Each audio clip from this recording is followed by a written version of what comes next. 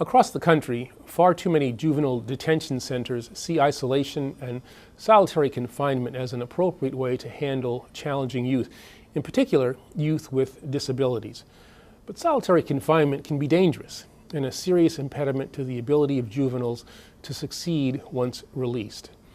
In a study released last year by the Office of Juvenile Justice and Delinquency Prevention, 47% of juvenile detention centers reported locking youth in some type of isolation for more than 4 hours at a time.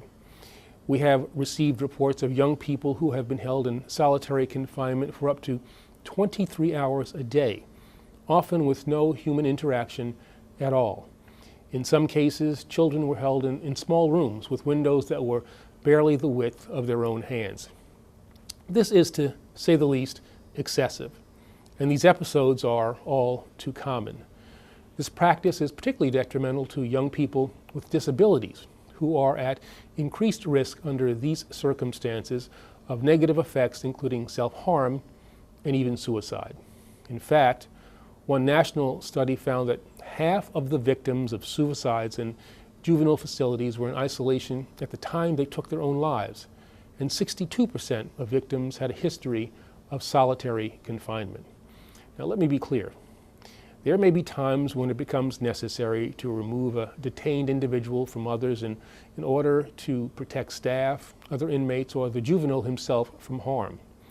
However, this action should be taken only in a limited way where there is a valid reason to do so and for a limited amount of time.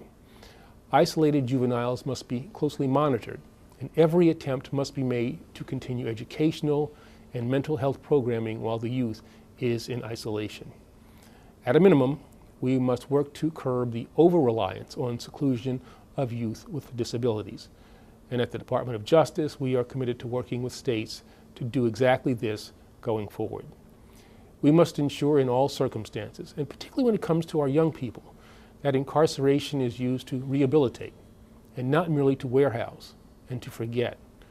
Our nationwide effort to end the unnecessary or excessive seclusion of youth with disabilities will not be completed solely with one settlement or one court filing.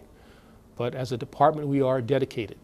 And as Attorney General, I am committed to doing everything possible to ensure the effectiveness and the integrity of our criminal and juvenile justice systems. In the days ahead, we will continue to make good on our commitment to the best practices of law enforcement and the highest ideals of our nation.